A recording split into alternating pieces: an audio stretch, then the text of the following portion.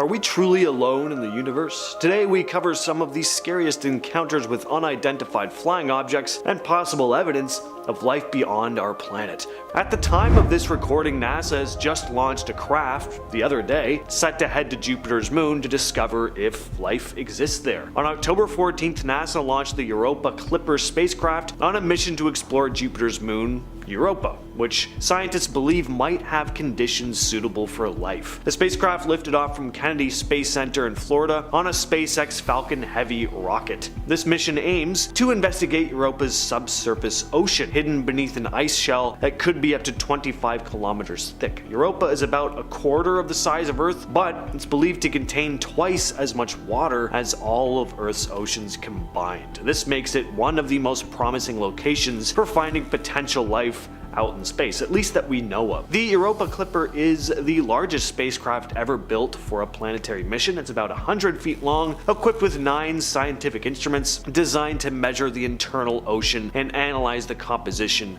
of the moon's surface. The spacecraft will conduct 49 close flybys of Europa starting in 2031, getting as close as 15.5 miles to the surface. So unfortunately, we do have quite a while to wait before we hear anything, but the fact that NASA is actively seeking out life on a distant moon is pretty cool. Fingers crossed they find something. Just last year, NASA released a highly anticipated 36-page report on UFOs, or UAPs, and there were some interesting takeaways. They looked into hundreds of sightings but concluded that they didn't find any solid evidence that aliens were behind any of them. Still, they didn't completely rule out the possibility either. NASA Administrator Bill Nelson made it clear that the agency is stepping up its game in researching these mysterious encounters. He said they'll be using better tech and artificial intelligence to dig deeper into them. The report is pretty technical, but one key takeaway is that it stated there is no reason to conclude extraterrestrial sources are responsible for these sightings. But the report also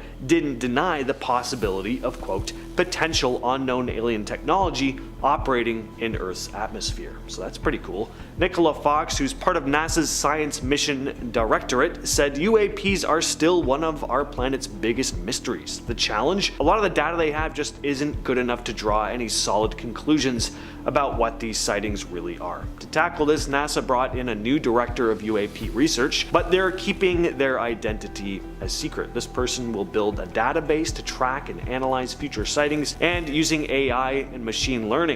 It's a smart move, especially since Dr. Daniel Evans mentioned that some members of the UAP panel had faced, quote, actual threats, which is unsettling. So keeping the new director's identity hidden is really about protecting their safety. The Falcon Lake incident began on May 20th, 1967 in Falcon Lake, Manitoba, Canada. This event has often been called Canada's best documented UFO case, and for good reason. It all started with Stephen McCalloch, an industrial mechanic and amateur geologist. He was exploring the area in search of precious metals when he suddenly heard a commotion from a flock of geese, and he looked up to see 2 strange objects hovering about 150 feet away, which he described as cigarette-shaped things with humps in the middle, glowing with a reddish hue. One of the crafts then landed on a nearby rocky platform, transforming into a shiny disc that looked like, quote, hot stainless steel. McCalloch sketched the craft for about a half an hour before deciding that he wanted to get a closer look. As he approached, he noticed it was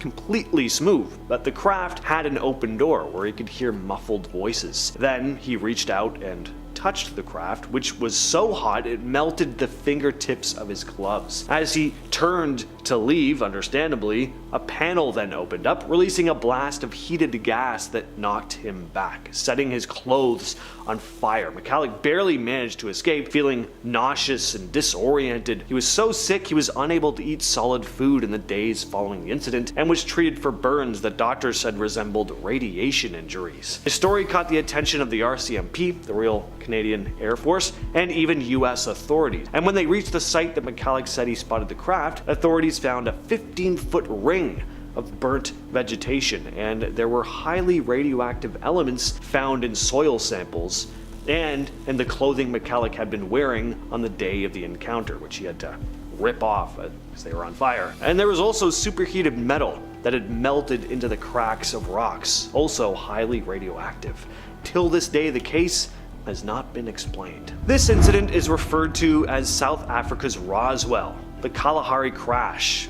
Kind of tells you how significant this one was. So the story goes that this whole incident was covered up. Some of the details of this one are a bit vague, and some chalk this up to being a hoax, but there were supposed leaked documents describing the following events. So this was an unusual event that took place over the Indian Ocean on May 7th, 1989. According to reports, a fast-moving object, believed to be a UFO, was spotted by naval personnel. In response, fighter jets were sent to intercept and target it. The UFO was successfully hit and crashed in the Kalahari Desert, leaving a noticeable skid mark. Shortly after the crash, a U.S. recovery team was swiftly deployed to gather evidence from the site and transport it to Patterson Air Force Base. And not only were parts of the aircraft retrieved, but the bodies of 2 alien beings as well. The Tic Tac UFO incident is one of the most compelling pieces of evidence in the world of unidentified aerial phenomena, or UAPs. On November 14th of 2004, retired Navy Commander David Fravor, a pilot with the USS Nimitz,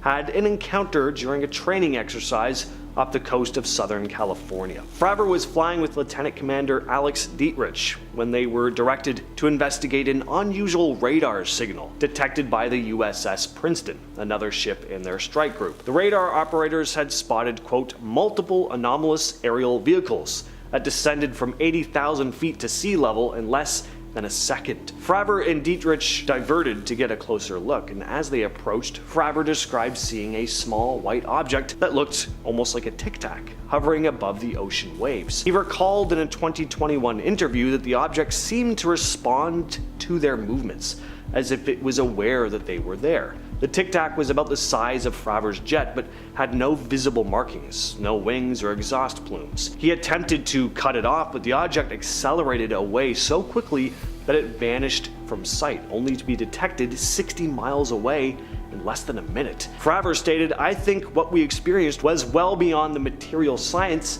and the capabilities that we had at the time, that we have currently, or that we're going to have in the next 10 to 20 years. This incident came out in a report revealing over 500 sightings since 2004, some of which, including this one, are still unexplained. The 1952 Washington, D.C. UFO incident, often referred to as the Washington Flap, is one of the craziest UFO reports in history. Over 2 weekends in July of that year, people in the capital began reporting a series of strange sightings in the sky. On the night of July 19th, radar operators at Washington National Airport picked up a cluster of unknown objects flying at incredible speeds. Ground witnesses described seeing bright lights darting around erratically. The following night, the sightings continued, and the U.S. Air Force sent up fighter jets to chase the mysterious objects. Pilots in the jets reported seeing glowing lights that seemed to defy the laws of physics, making sudden accelerations and sharp turns that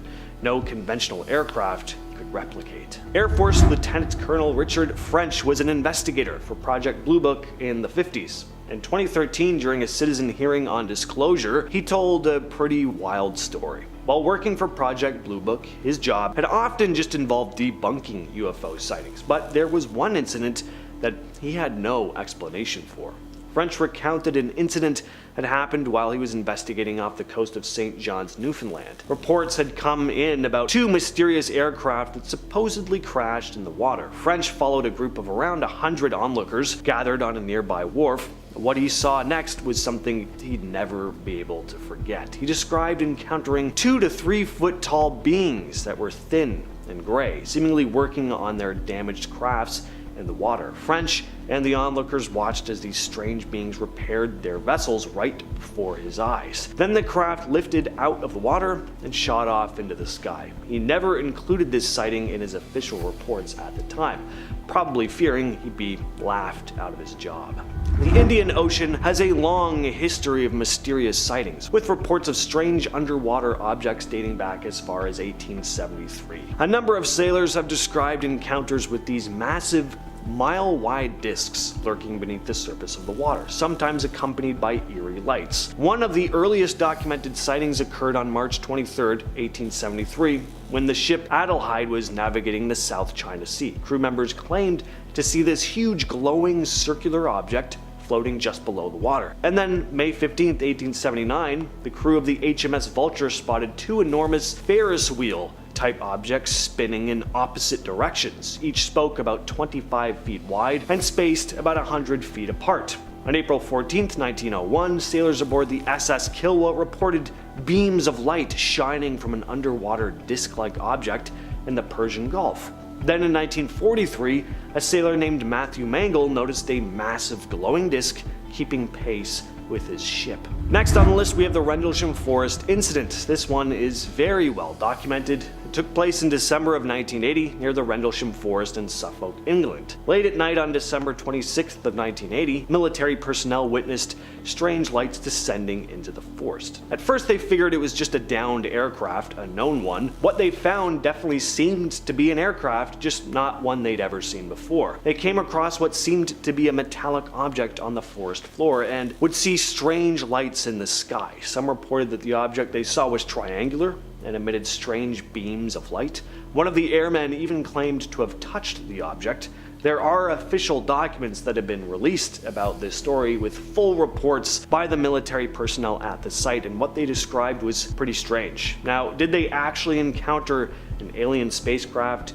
It's debatable, but what is clear is that they saw something out of the ordinary. And finally, we have one of the most mysterious and destructive crash landings of all time, the Tunguska event. On June 30th, 1908, a massive blast hit this remote area of Russia. The event is believed to have been caused by the airburst of a large object of some kind, most likely a comet or asteroid, entering Earth's atmosphere and exploding in mid-air. The explosion released an enormous amount of energy and flattened about 80 million trees in the area. Now, luckily this happened in a very remote area, so only trees were affected, but that also means there were very few witnesses. A handful of people did report seeing a bright bluish light in the sky though, accompanied by a series of thunderous noises. And there's always been this question as to whether this was caused by a space rock or something else. Apparently there was also mutated plant life after this impact, and Joseph Stalin is rumored to have even conducted secret experiments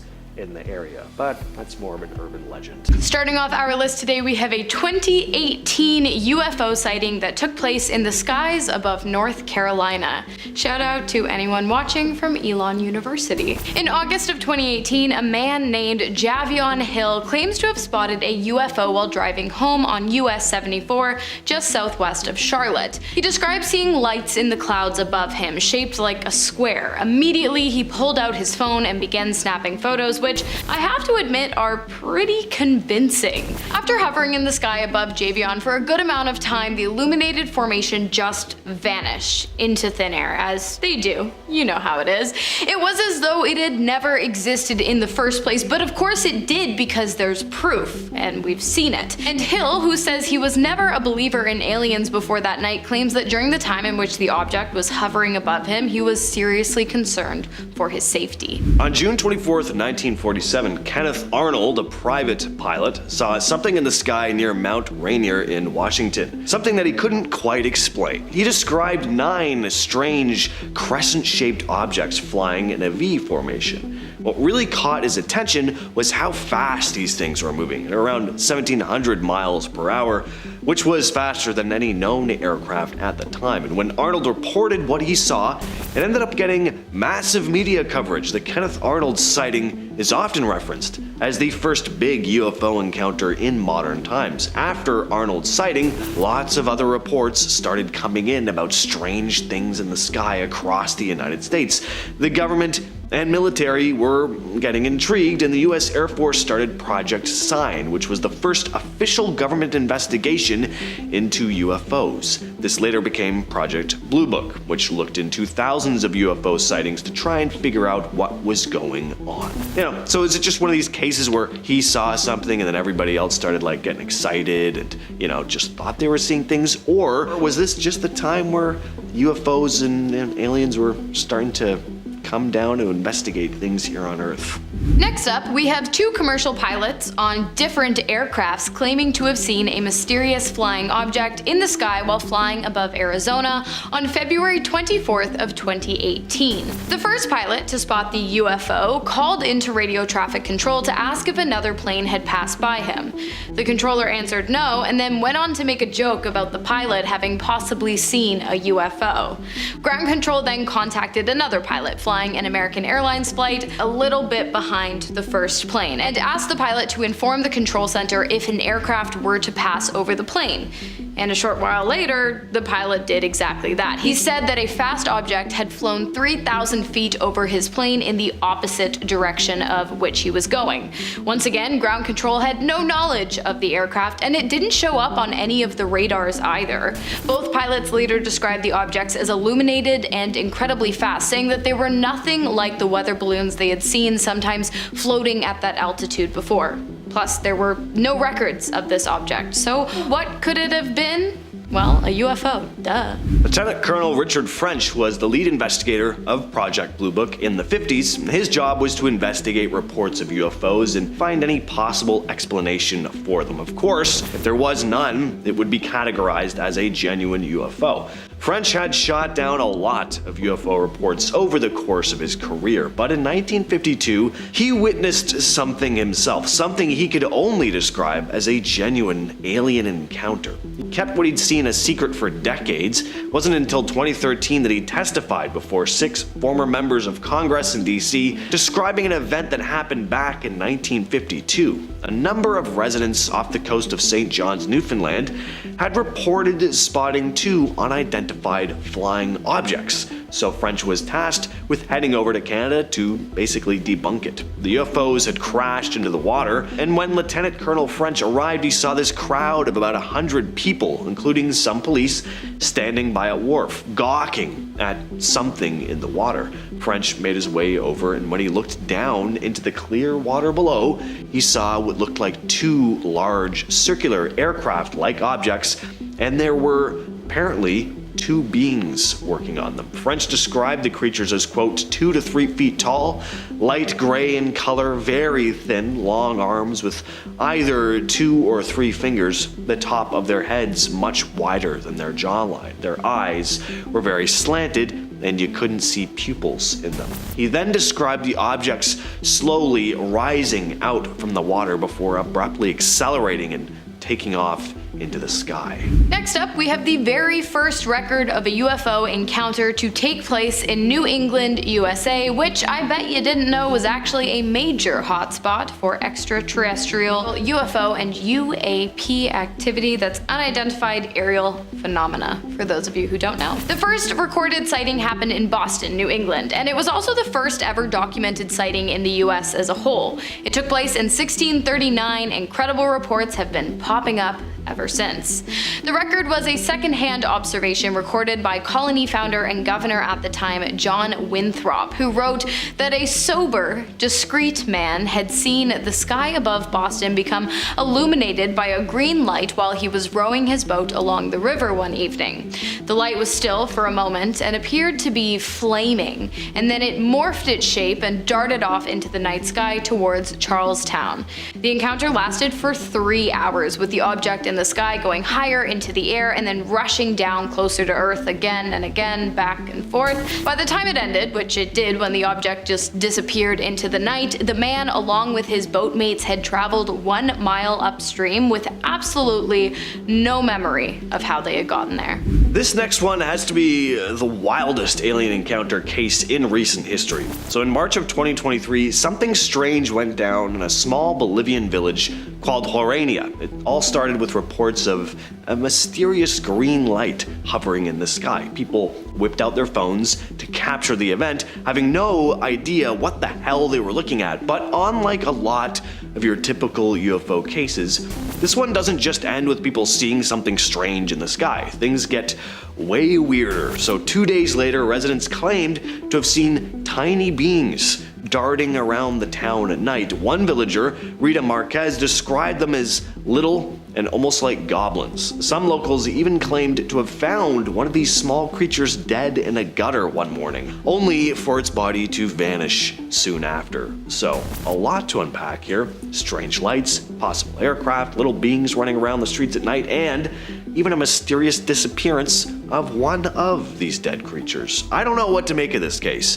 Whenever there's a whole bunch of witnesses like this, I find it very interesting though. Next up, we have Barney and Betty Hill's extraterrestrial encounter, which took place on September 19th of 1961 in Portsmouth, New Hampshire, where the couple claimed to have been abducted by aliens. The ordeal started when the pair saw a bright light in the sky around 10:30 p.m. while driving home after a night out. Betty asked Barney to stop the car so that they could get a better look. He did, and then pulled out a pair of binoculars. What they saw was a massive, oddly shaped spacecraft with multicolored lights. They tried to drive away, but the spaceship, which they believed to have been at least 40 feet long, followed them, getting closer and closer until it was hovering directly in front of the pair's car. Barney claims he was able to clearly make out 6 to 8 humanoid figures standing on the ship who instructed Barney and Betty not to move, but rather to just keep looking towards the ship. The next thing the pair remembered, they had driven 35 miles away from their destination with no recollection of doing so. They tried to write down as much as they could about the experience on their way home, but their memories quickly became fragmented. It wasn't until years later, under hypnosis, that the pair separately both recalled being taken onto the ship and then separated from one another and examined by the humanoid alien life forms. In the days after the incident, however, both Betty and Barney's watches stopped working, and Barney noticed tiny circles on the back of his truck, and when he put his compass near them, it went haywire. So, I'm not saying they were telling the truth, but I think they might have been telling the truth. This next story is very outlandish, but it's an entertaining story, and I haven't talked about it before, so here it goes. Back in 2021, Angelina Lynn Johnston held a news conference in front of the Lincoln Memorial in Washington, D.C. Johnston claims to be a former retired defense intelligence officer who had an encounter with various alien species at a secret base in the Mojave Desert. She claimed that in January of 2010, a few years before she ran as a Democrat candidate for South Dakota Senate, she had met up with a couple in South Carolina who ended up taking her to this secret base. She didn't provide details on exactly where the base was in the desert, but said that she would be taking an astronaut along with a few scientists to the base, which had been built into the side of a mountain. She described seeing various alien species, including one that looked a bit like a praying mantis type creature, and that the beings all spoke to her through telepathy. Next up, we have the Exeter incident, which took place in Exeter, New Hampshire in 1965 and actually inspired a best-selling novel, Incident at Exeter: Unidentified Flying Objects Over America Now, by John G. Fuller. Not sponsored. One evening in Exeter, a police officer patrolling Highway Route 101 stopped to check on a woman parked on the side of the road. When he asked her what was wrong, she answered in breathless hysterics. She claimed that a large red flying object with flashing lights had been chasing her. Just a few hours later, the police heard a similar story from another man, a hitchhiker who claimed to have seen 5 bright lights in the sky while walking along Route 150. He told officers that they had been about 100 feet away from where he had stood, and he watched as they hovered over a home before moving over to the airspace above a large field, and then disappearing and reappearing several times. Curious, one of the policemen went with the hitchhiker back to the spot where he claimed to have seen the UFOs, and sure enough, there it was. And another officer arrived shortly after to see the exact same thing: 5 bright lights high up in the sky disappearing into and reappearing from the trees over and over again. And then, over the next few weeks, authorities in Exeter received almost 60 other reports of UFO sightings in the area. So, if you like aliens and UFOs and Exeter was not on your bucket list, you might want to rethink that decision. Finally, we have a case where 3 UFOs hijacked a pilot's plane in midair. This is about as disturbing a close encounter as it gets, as this man just narrowly escaped death. The pilot's name is Carlos de los Santos. In 1975, he'd been flying back to Mexico City. It was just another routine flight until it wasn't. Carlos spotted something on his right wing. It was this silver disc-like object about 13 feet in length. It was just right on top of the wing. Then he saw an identical object on top of his left wing. And as if that wasn't enough, a third object appeared, and this one was heading straight for him. In a panic, Carlos tried to steer his plane away, but the controls weren't responding. Luckily, the object just missed him though. He frantically radioed air traffic control, explaining that he'd lost control and was surrounded by these strange disc objects. And then, to his complete and utter horror, the plane suddenly veered completely off course. It was now ascending higher and higher up into the sky. Carlos had absolutely no control over the plane now. But then, just as suddenly as they appeared, the strange objects flew away. And miraculously, thankfully, Carlos regained control of the aircraft. The Roswell incident is arguably the most famous UFO crash in history, although the government would claim otherwise. Basically, on June 24th of 1947, while searching for a crashed military aircraft, pilot Kenneth Arnold spotted 9 UFOs flying over the Cascade Mountains of Washington state in the US. The objects were flying in formation at a height of about 10,000 feet and a speed of approximately 1,900 kilometers per hour, which was not possible at the time, for humans that is. Kenneth described the way the objects moved as jerky, like rocks skipping over the water, flashing forward at strange intervals. When the media got a hold of the story, they coined the phrase flying saucer, and the UFO craze took off at hyperspeed. Especially when on July 7th, a local rancher named Mac Brazel called the sheriff to let him know that one of those objects had somehow ended up on his farm, and this came to be known as the Roswell incident. It was back in July of 1947 that something strange happened near Roswell, New Mexico. Something had crashed into the ground, into Brazel's farm. There were metal pieces, rubber strips, and a strange tin foil-like material. The nearby Roswell Army airfield was alerted. The military came out and collected the debris. At first, they issued a press release saying they had recovered an unknown flying disc. This really got people talking, but just a day later the army changed their story, saying it was actually just a weather balloon. Now, while some of the public took this at face value, it caused some controversy, especially in the years to come. People started to believe that the military was covering up something much, much bigger, possibly an alien spacecraft crash. Over the years, people started to come forward claiming to have seen the wreckage, and not only were there strange markings on the material described by some as hieroglyphics, but the material was incredibly strong and seemed to almost be impossible to burn. Oh, and of course, people who'd been called to the site to recover the material claimed to have seen bodies that were clearly not human. Over the years, many people have questioned the official explanation for this incident. Even former military personnel and locals said they saw strange things at the crash site, like debris that didn't look like it came from any known aircraft, and even small bodies that didn't seem human.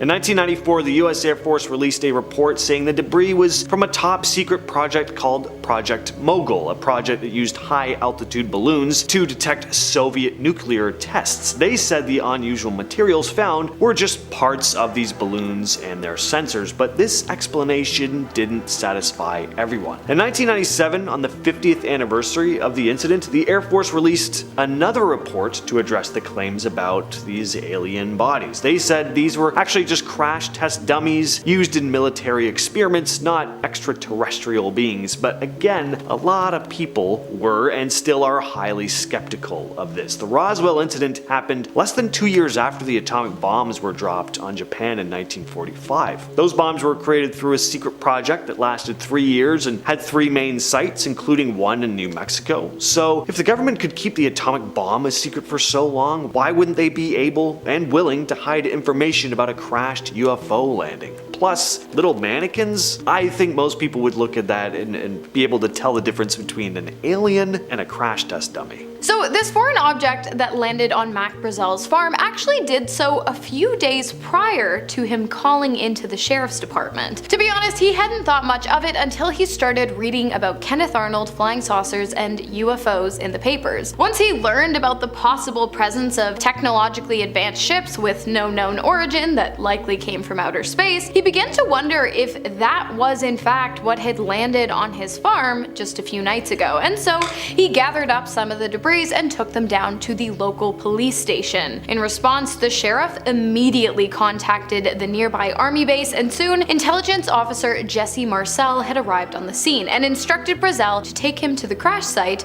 so that the two could collect more debris.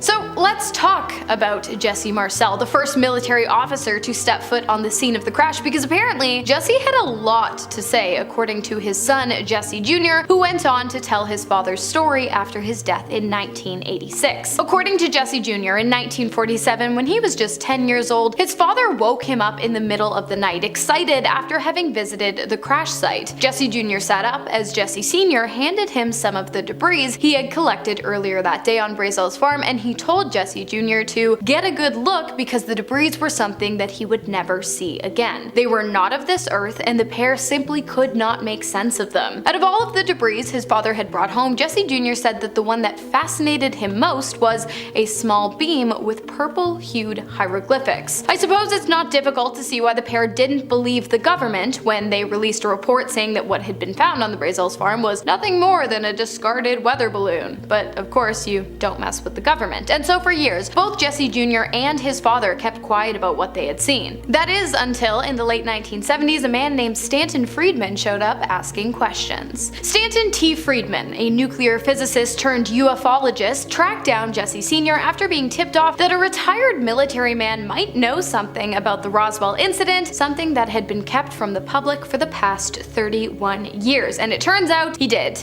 Jesse Sr. told Freeman that the weather balloon story had in fact been a cover-up, and that the original wreckage had been replaced with a weather balloon shortly after military personnel first arrived on the scene. Not only that, but Jesse claimed that despite what their superiors had wanted them to believe, it was incredibly clear to everyone working on the site that the object had in fact been an extraterrestrial spaceship with outstanding craftsmanship and incredibly advanced out-of-this-world technologies. Although, unfortunately, Jesse did claim that he never got to witness the alleged aliens inside of the craft being pulled out, but still, he's ex-military, he was there. It's a pretty compelling case if you ask me. There are also witnesses aside from Brazel's claiming to have seen some strange things. So many of these witnesses stayed silent for years, but eventually began speaking out to close friends or family about what they'd seen, still fearing repercussions from the government. There was another crash site about 40 miles from Brazel's ranch where more wreckage and alien bodies were said to be being recovered. A firefighter who went to this site claimed that he saw a large disc in the ground and several small non-human bodies nearby. He said that military officials told him to keep quiet about what he saw. Sergeant Melvin Brown also shared his experience. He said he rode in a truck with the bodies from the crash site to Roswell Field and then stood guard at the hangar where they were first kept. He was instructed not to look under a tarp, but he got curious and he peeked. He claimed he saw 2 alien bodies. The government has always denied his claims, but several people who were there or knew people who were there have said they saw wreckage and bodies arrive at Wright Field. Retired General Arthur Exon stated that a top secret committee was set up to oversee the investigation of this and other classified UFO incidents. After the Roswell crash, the debris was secretly flown from Fort Worth, Texas to Wright Field in Dayton, Ohio. At Wright Field, Lieutenant Colonel Arthur Exon, who later became the base commander, recalled that some of the material was very thin, but incredibly strong. And it wasn't just metal that arrived at Wright Field either. At the second crash site a few miles from the first, they discovered a smaller, more intact craft and 4 bodies lying nearby. These bodies did not look look human. Again, according to witnesses, the bodies were described as being in fairly good condition despite having been exposed for 6 days. Some parts of the bodies have been chewed on by animals. Descriptions from those who saw the bodies are pretty consistent. They were said to be 4 to 5 feet tall, with big heads, large eyes, and small mouths. Basically your classic idea of an alien. They had thin bodies with long arms and 4 fingers. An army nurse who worked on the initial autopsy described how fragile the skulls and bones were too. The bodies were quickly placed in large, sealed wooden crates, loaded onto a B-29 bomber and flown to Fort Worth before being sent to Wright Field. Now, the general public weren't the only ones concerned with the Roswell crash. In fact, one of the highest members of government was too, the president, which at the time was Harry S. Truman. After the incident took place, Truman became increasingly interested and concerned with UFOs, so much so that in 1948 he called a meeting with his military aide, Colonel Robert Laundrie, in the Oval Office to discuss UFO reports and what they might mean for the security of the country. Laundrie told Truman that, quote, all manner of objects and things were being seen in the sky by people as of late, which only led the president to worry more about the possibility of new, never-before-seen threats to the American people. And so Truman ordered a quarterly oral report from both Laundrie and the Air Force to be presented to him at the White House to discuss whether or not the UFO sightings would present any kind of immediate danger. Although neither the military or the Air Force were ever able or willing to provide Truman with any answers, the UFO sightings kept coming, and officials became more and more confused. To this day, it's unclear what information the government has gathered on UFOs, but what we do know is that if they do in fact have concrete evidence supporting the existence of alien life forms, they sure as heck aren't sharing it with us. Yet, fingers crossed. The Roswell incident was the catalyst for pretty much every modern UFO conspiracy today. Before Roswell, the idea of aliens was just that, really, an idea. But when stories about this mysterious crash hit the papers, it really changed the public's view of the possibility of alien life forever. Suddenly, what people had read about in science fiction and fantasy novels or watched on the big screen was something a lot more concrete. Project Blue Book formed a few years after the Roswell incident, a genuine Air Force program dedicated to investigating UFOs, at least in the early days. Area 51, the mysterious Men in Black, Majestic 12, all of these things started being whispered about in the years following the Roswell incident. And we're going to start things off with Point Dume Underwater Base. So off the coast of Point Dume in Malibu, there seems to be this mysterious structure lying about 6 miles underwater. Images captured on Google Earth show an oval-shaped object resting on the seabed floor. Looks like it has a large flat top and what seems to be pillars or columns. Looking at it, it definitely looks like the entrance to something. It sits about 2,000 feet beneath the ocean surface, spanning nearly 3 miles in width, and some speculate that it could be more than just a naturally formed structure. And yes, some even think it could be an underwater alien base. Jimmy Church, who hosts a California-based radio show called Fade to Black, was pretty excited about the images, stating, "My first impression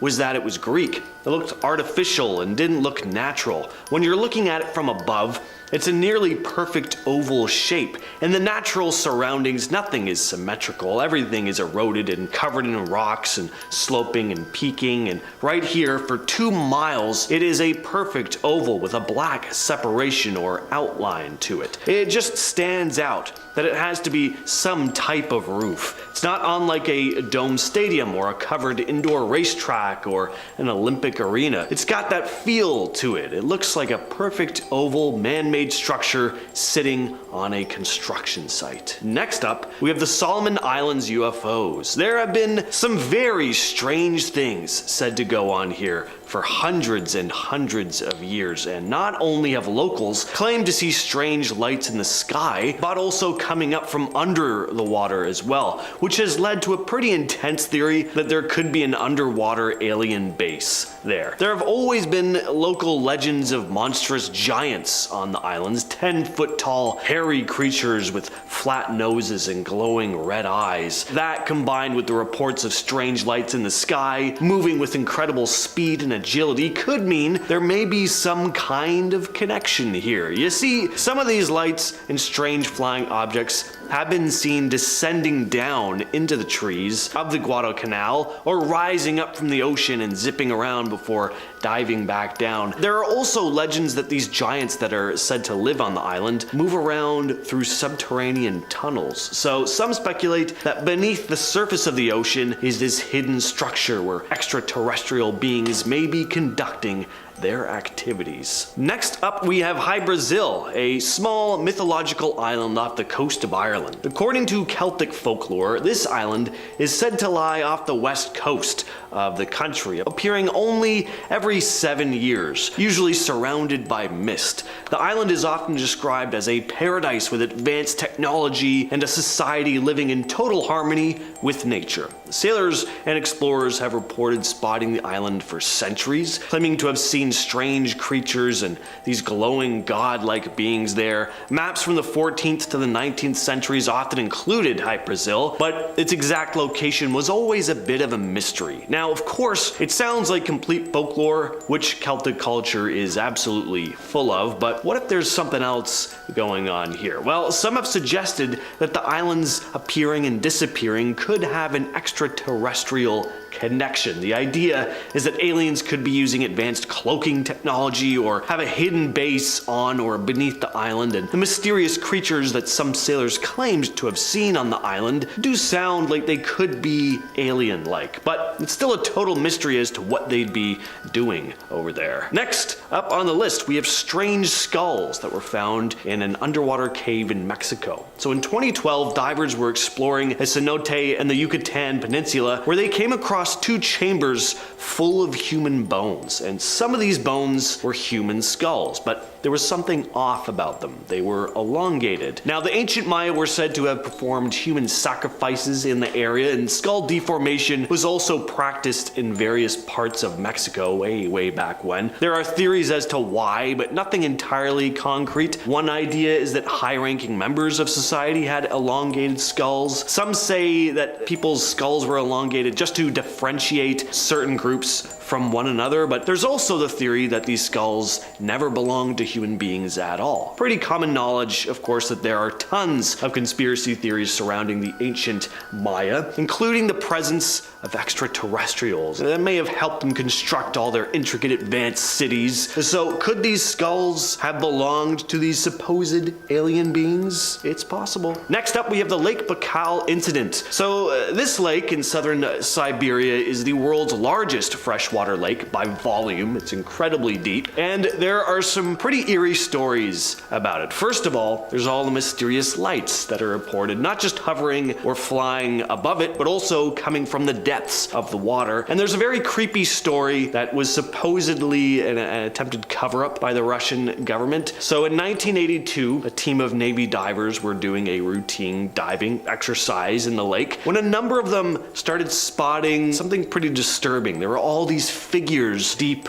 under the water. They were tall and slender, well over 6 feet tall, and wearing what looked to be silver suits. Those suits could have also been silvery scales. They also had large, circular, glowing, unblinking eyes. The creatures began chasing after the divers, or swimming after them, rather, and the divers panicked and then swam back up to the surface, and they reported what they'd seen to their superiors, but that's where the story ends. The existence of the strange creatures has never been confirmed or denied. Next up, we have underwater alien bases in Alaska. So claims of alleged alien bases lurking beneath the waters off the coast of Alaska have been around for quite a while, but in recent years, the idea of them has become more of a popular thing, mostly thanks to Ancient Aliens. Thank you, Ancient Aliens. But apparently, there are even eyewitness accounts dating back several decades, which have been mostly undisclosed until recently. UFOologists and UFO enthusiasts have now been turning their attention to the mysterious activities in the waters of Alaska. One incident dates back to 1945 when crew members of a ship reported spotting an unidentified craft. Researchers, including members of MUFON, or the Mutual UFO Network, which is a non-profit organization that studies reported UFO sightings, they think it's possible that extraterrestrial beings have been constructing bases beneath the ocean's surface, and that's because because there are tons of reports of UFO movements over the water. There were also a number of UFO sightings in the 40s that weren't disclosed to the public at the time. These undisclosed reports allegedly provide evidence that there are extraterrestrial entities operating in the waters off the coast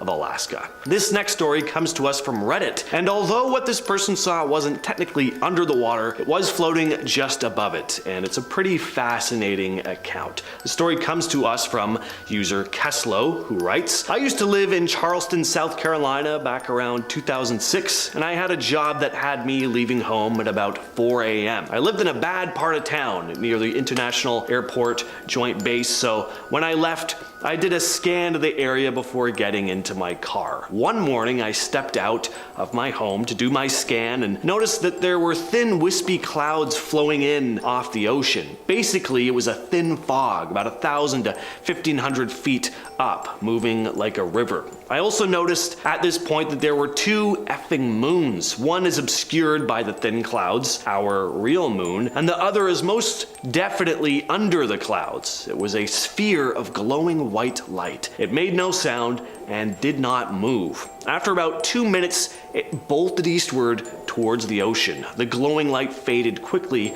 right as it took off as well. I've seen planes move near the speed of sound, and this thing went from 0 to like 3,000 miles per hour instantly. No acceleration. Much faster than the speed of sound with no sonic boom. I hope I don't see it again, especially on the water. I always wondered if it bolted because they saw me watching them. Next up, we have the strange reports of a large disc-like object being spotted in the Indian Ocean. Apparently as far back as 1873, ships sailing the Indian Ocean from the Persian Gulf to the South China Sea have reported spotting a massive mile-wide disc passing beneath their boats, accompanied by large, rotating lights. One of the earliest documented sightings happened on March 23rd of 1873, when the ship Adelaide traversed the South China Sea. Witnesses reported floating over a huge glowing circular object beneath the ocean's surface. On May 15th, 1879, the crew of the HMS Vulture described the sighting of two large Ferris wheels spinning in opposite directions.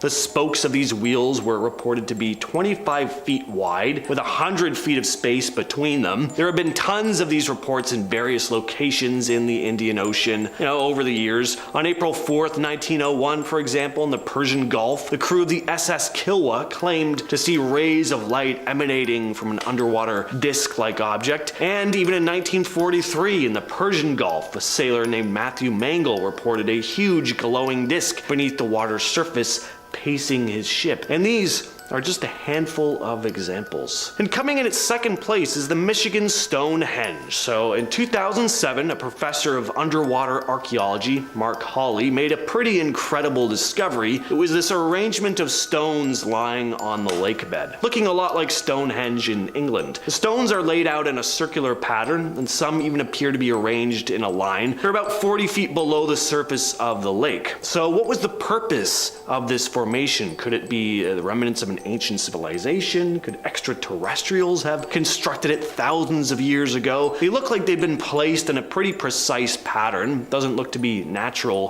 forming to me. And of course, there's also a rock with a mastodon carved into it. Hard to believe something like that would be created naturally. What's also really fascinating is that these stones are believed to be about 9,000 years old, predating Stonehenge by about 4,000 years. And finally, it's only natural that we finish things off with what has to be the most famous strange object discovered deep beneath the sea, the Baltic Sea anomaly. So back in the summer of 2011, a team of Swedish treasure hunters didn't come across any treasure in terms of monetary gain anyway, but they did find something pretty cool, a sonar image that seems to show a strange UFO-like object on the sea floor. Peter Lindbergh, the leader of the treasure hunting team, would be so awesome just to be able to say you're the leader of a treasure hunting team. I could say that and I'd just be like digging through my backyard, finding nothing. But this guy actually goes out on boats and submarines and does it. I didn't get that job. Anyway, he's the leader of Ocean X and was pretty astonished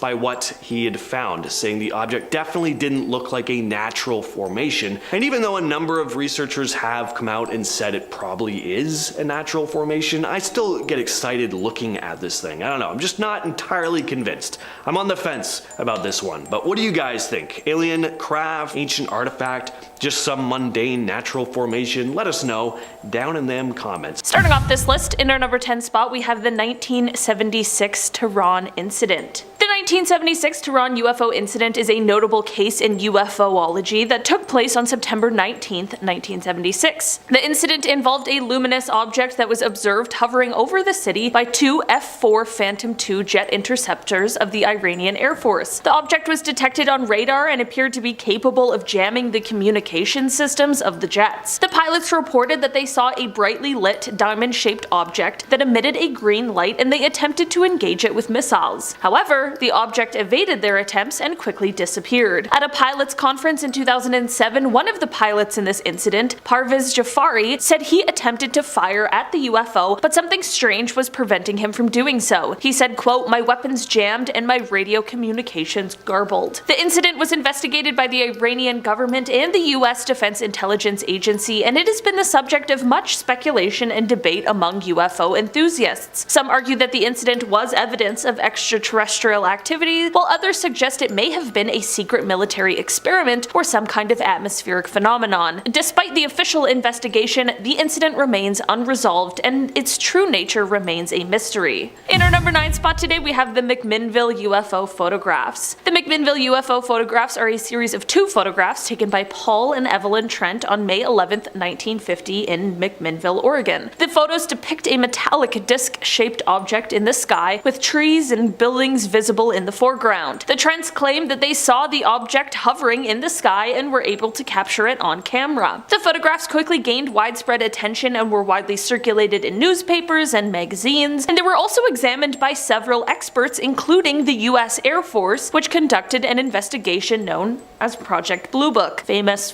project here on Most Amazing Top 10. The Trents maintained that the photographs were genuine and that they had not tampered with them in any way. However, some skeptics have suggested that the photographs may have been hoaxed or that the objects in the photographs were just a common object. Despite the controversy surrounding the photographs, however, they remain one of the most famous and well-known UFO sightings in history. The photographs have been the subject of numerous articles, books, and documentaries, and have inspired countless discussions and debates about the existence of UFOs and extraterrestrial life. In our number 8 spot today, we have the USS Nimitz Tic Tac UFO incident. This UFO sighting comes from 2004. On November 14th of that year, the USS Princeton noticed an unknown aircraft of some sort that was about 100 miles off of the coast of San Diego. For 2 weeks prior to this, the crew had been tracking a strange flying object that would start out at about 80,000 feet before extremely quickly dropping to hover right above the Pacific Ocean. Commander David Fravor and Lieutenant Commander Jim Slate went over in 2 fighter jets, and when they arrived, they saw what at first appeared to be churning water while there was an oval shape just below the surface. After this, the white oval-shaped object appeared above the water, but it had no markings on it.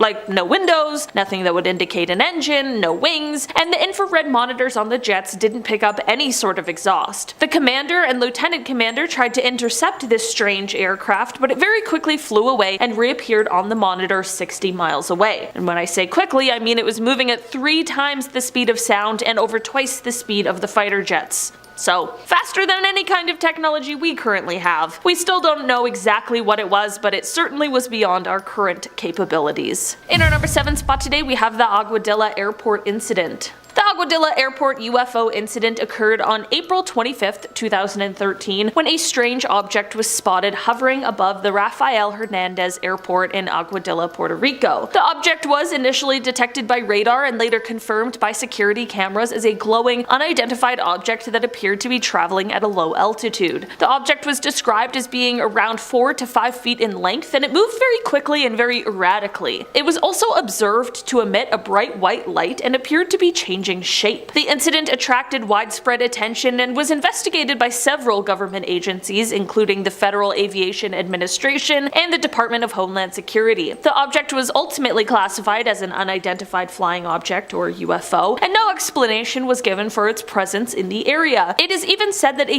US Customs and Border Protection aircraft actually captured infrared video of the incident that was given to the Scientific Coalition for UFOlogy by a whistleblower. This video is said to show the UFO traveling at super low altitudes, sometimes lower than the treetops, but at speeds close to 100 miles per hour. The Aguadilla Airport UFO incident is considered one of the most significant UFO sightings in recent history due to the high level of documentation and the involvement of government agencies. It continues to be a topic of discussion and speculation among UFO enthusiasts and researchers, and has contributed to ongoing efforts to uncover the truth about the nature and origin of UFO sightings around the world. In our number 6 spot today, we have the Project Blue Book sighting. Air Force Lieutenant Colonel Richard French was once tasked with being an investigator for Project Blue Book, which was the name used to describe a study of UFOs conducted by the United States Air Force from March 1952 to December 17, 1969, when the project was terminated. Okay, we talk about Project Blue Book a lot. You gotta know what it is. While his job was meant to be to investigate and essentially debunk UFO sightings, later in life he took to Congress to stand up and explain his own UFO encounter that he was never able to explain away. The moment that truly stuck with him all of these years took place back in 1952 when he was sent off to Newfoundland after there were reports of a UFO that had crashed off of the coast of St. John's. As he arrived to the scene, there were at least 100 people who all stood and stared into the water, and as he was able to follow their gaze and see what they were all looking at, he couldn't quite believe his eyes. He recalled the water being quite clear, and under it you could see 2 circular crafts, each one approximately 18 feet in diameter. He said that they were both floating just below the surface of the water, no more than 20 feet from the shore, and not only this, but he could also see 2 beings with the crafts. He said, quote, "The first thing I saw was the UFOs, and it was apparent to me that they were doing something to the craft, and I couldn't really tell what because they were on the bottom side of it and not visible to me except when they would occasionally get over to the side where I could see them." He claims he watched on as the beings worked on the craft until one of them raised out of the water and disappeared, but not before accelerating to speeds in the neighborhood of 2,500 to 3,000 miles per hour. In our number 5 spot today, we have the Coyne-Mansfield helicopter incident. The Coyne-Mansfield helicopter UFO incident occurred on October 18, 1973, when 4 members of the Ohio Army National Guard were flying in a helicopter over Mansfield, Ohio. Suddenly, they encountered a large metallic disc-shaped object that was hovering in the sky. The object began to move towards the helicopter, causing the crew to take evasive maneuvers. Despite their efforts, the object continued to follow them, eventually passing overhead and disappearing into the distance. The crew reported the incident to their superiors, and an investigation was launched by the military and the Federal Aviation Administration. The incident received significant media attention, and it remains one of the most compelling UFO sightings on record. What makes this incident particularly intriguing is the credibility of the witnesses. The crew were all experienced pilots with military training, and their account of the incident was corroborated by radar data and other witnesses on the ground. Despite extensive investigations, no satisfactory explanation has ever been offered for what they saw that day. In our number 4 spot today, we have Apollo 11. So we can sit here on Earth all day and talk about the potential for alien life and UFOs, but who would know more than the people who have actually been to space, which are of course astronauts. Definitely on the list of coolest and scariest jobs in the world, there haven't been a ton of people who have had the unbelievable privilege of experiencing space firsthand, but there are even less of them who have claimed to see something that seems completely unexplainable. People who have claimed these sorts of things include Edgar Mitchell, Catherine Coleman, and Dr. Brian O'Leary. The very interesting part about many of these claims is that they also include some sort of government cover-up as well with their claims. There was also Buzz Aldrin, who spoke about his Apollo 11 experience, and he detailed the crew seeing something flying alongside them, and at first they believed it was the final stage of a detached rocket, but then Mission Control confirmed that it was actually 6,000 miles away from them, leaving them with no answers on what the flying object could be. I can't imagine going to space at all, let alone encountering a UFO flying right beside you. Also, I can't believe that I hadn't heard of that story before, because to me, that sounds like full-blown alien contact. In our number 3 spot today, we have the Go Faster video. In 2017, after the existence of the Advanced Aviation Threat Identification Program became more well known, a video was released of an encounter between an FA-18 Super Hornet and some sort of unidentified flying object. This video was the third in a series of 3 videos, and there weren't a ton of details released about exactly what happened during this encounter. Using the Raytheon Advanced Targeting Forward-Looking Infrared Pod, they were able to capture an extremely fast-moving white oval that was around 45 feet long. The oval had no wings and didn't appear to have any kind of exhaust either. They were tracking the UFO at an altitude of 25,000 feet just above the Atlantic Ocean, and then they were shocked as the craft rotated on its axis and flew away. There was no explanation released with the footage because it truly is unbelievable and currently unexplainable. In our number 2 spot today, we have the Delphos Ring incident. The Delphos Ring UFO incident occurred on November 2nd, 1971 in Delphos, Kansas, when a family witnessed a strange object hovering over their farm. The UFO emitted a bright light that illuminated the surrounding area and left a glowing ring in the ground after it disappeared. The family reported the incident to the local sheriff, who took a sample of the ring for analysis. Investigations were conducted by several experts, including the Aerial Phenomena Research Organization, who collected soil samples and found that the ring was caused by the removal of topsoil, which had been exposed to a high amount of heat. Additionally, a high level of radiation was also detected at the site. The incident received widespread media coverage and sparked debates about the existence of extraterrestrial life and the possibility of alien visitation. Some skeptics argued that the incident could have been caused by natural phenomena or a hoax, but the witnesses maintained that they saw a genuine UFO. Despite the years of investigation, it's been no conclusive explanation for the incident has been found, leaving the mystery of the Delphos Ring UFO unsolved. In our number 1 spot today, we have the Shag Harbour incident. This incident took place on October 4th, 1967, when an unknown object crashed into the water near Shag Harbour, which is a tiny town in Nova Scotia. There were at least 11 people who witnessed this object as it crashed, and many people claimed to have heard a whistling sound followed by a loud bang when the crash took place. The witnesses that claimed to have seen the UFO were all doing a bunch of different things at the time. One couple was just sitting out on their porch, but the 2 witnesses that really get me are a flight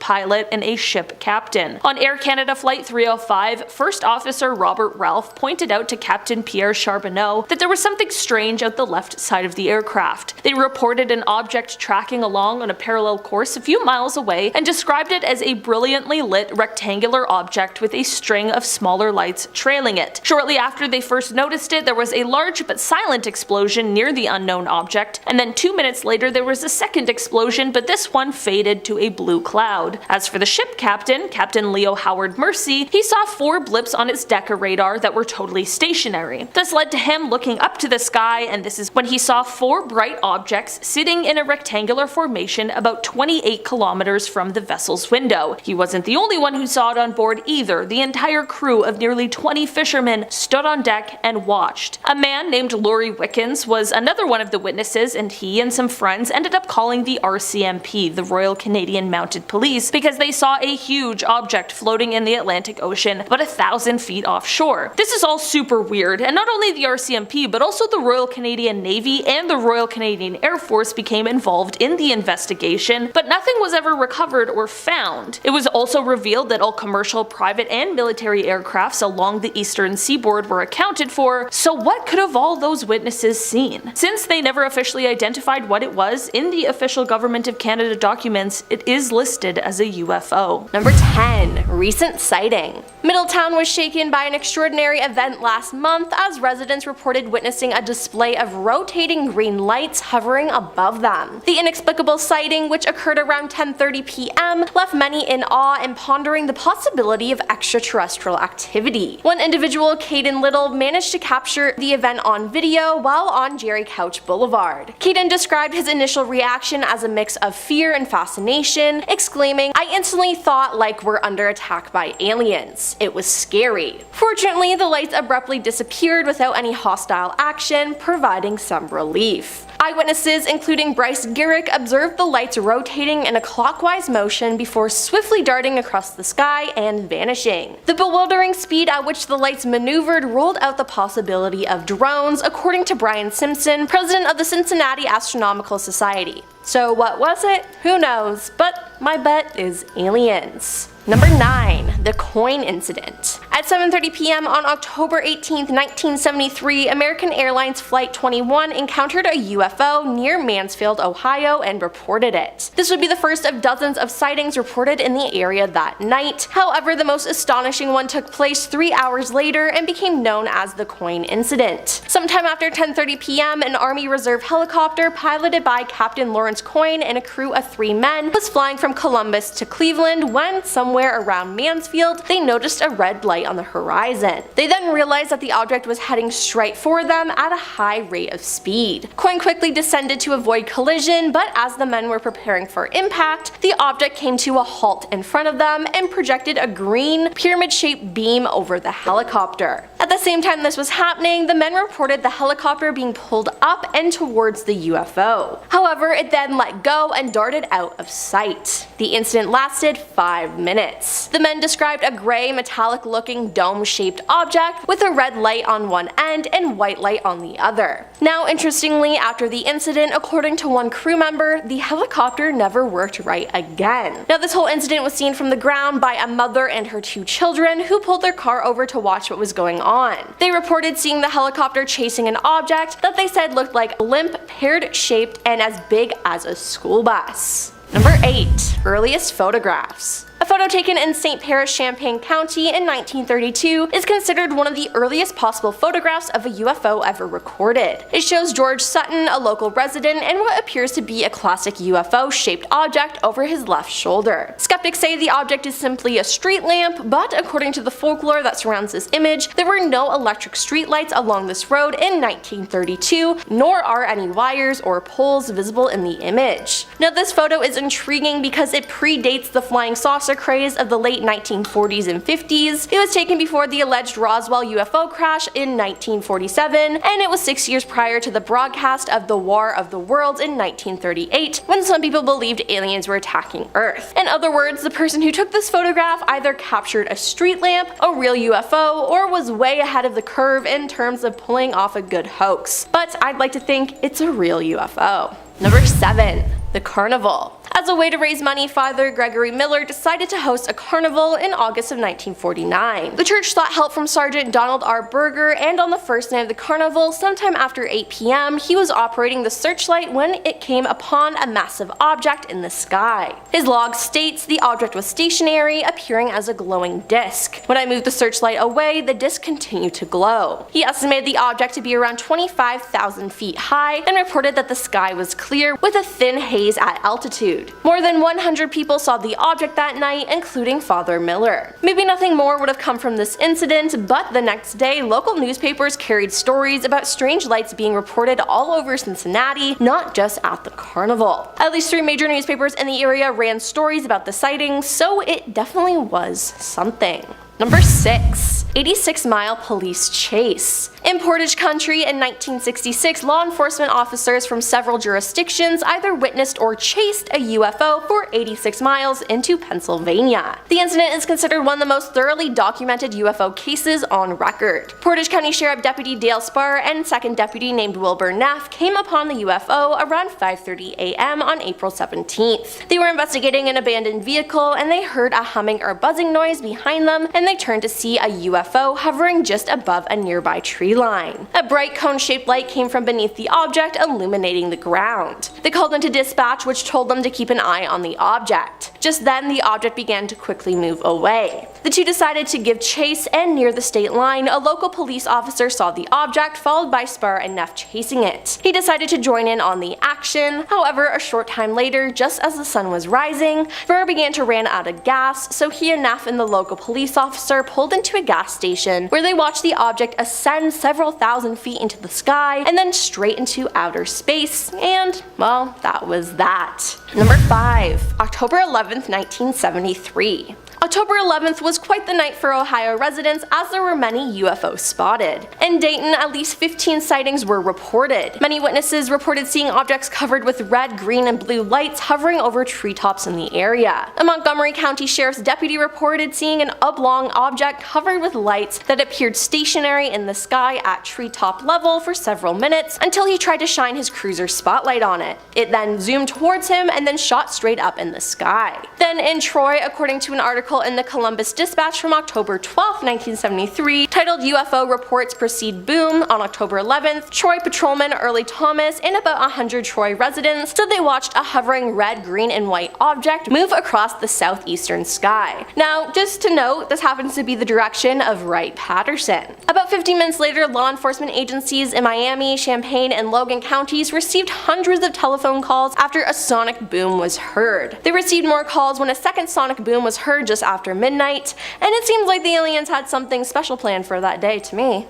Number 4. Trumbull County UFO Incident. Featured on the History Channel and numerous UFO documentaries, the Trumbull County UFO incident in northeast Ohio is exceptional because it was witnessed by numerous police officers and a 911 dispatcher, all of whom were being recorded as they spoke back and forth about the strange events unfolding the evening of December 14th, 1994. It was also seen by many members of the public as well. Now, around midnight, Trumbull County 911 began receiving calls from residents about strange low-flying lights in the sky. The dispatcher sent out Liberty Townsend police officers to investigate. One of them was Sergeant Toby Melrose, who saw a light. He got out of his car and looked up to see what he described as a giant circular-shaped object and intensely bright in the center section. It made no sound at all. The object was there for about 30 seconds before moving away. Shaken, Sergeant Melrose decided to chase the object, as did many other police officers in the area. At least 14 law enforcement officers saw the object that night, with all of them discussing it openly on their radios. Number 3. 1973. There were many UFO sightings in 1973 in Ohio and its surrounding states. For example, in Columbus on September 30th, a Franklin County man claims to have discovered a landing site near his home after seeing a strange object in the sky. Weeds at the alleged site are crushed to the ground in a semi-oval area 20 by 30 feet wide. The man says the object whooped down in a zigzag pattern and dropped below the trees. There are several dozen sightings of strange objects in the sky reported in the area that night. Then in Middletown on October 7th, a giant orange-colored cigar-shaped object with 5 discs following it and making no sound is reported flying over the city at 10 p.m. Many people see it, and Wright-Patterson receives numerous calls. Now, these are just 2 examples of that year, but there are many, many more. Number 2. Circleville. On August 26, 2022, Pete Hartinger said UFOs were spotted in the area. An expert on the topic who has seen a UFO with his own eyes, Pete said several people reported seeing UFOs between 9 p.m. and 11 p.m., including a man who saw something in the sky as he was traveling on US 23 north of Circleville. He saw strange lights, and going on down, he saw some more strange lights. He knows some other people who saw them too, he said. The man said it wasn't right the way the lights were acting. The lights came down, hit the ground, and went back up, so forget about them being flares. Pete said the man, who wishes to remain anonymous, reported what he saw to the Roundtown UFO Society, a local group dedicated to studying these matters. Anybody who has seen strange, mysterious lights that have been in the sky, please let us know, he said. He said at least half a dozen people saw the lights. One person said they saw orange lights over the fairgrounds, he said, and another person said he saw some military aircraft coming in after he saw those lights. Were they coming in to investigate, or what? Since 1947, there have been several sightings of UFOs in the Circleville area, which is strange. And coming in at number 1 is Ohio is a beacon. According to the Mutual UFO Network of Ohio, MUFON, the state ranks among the top 10 states in UFO reports. Thomas Wortman with the MUFON said, "It's all sorts of things we get. We get the individual who is out walking their dog at night who reports seeing unusual lights that they just can't explain. They see the lights for a few seconds or minutes and they just want an answer." Now, the majority of these reports come from northeast Ohio, and Thomas says about 80% of what comes in the agency can be explained, but about 20% and up being classified as UFOs. Now, if you're waiting for the government to admit that aliens do exist, don't hold your breath, because the Time reports that the Pentagon isn't going to say that. But my question is, what is so special about Ohio?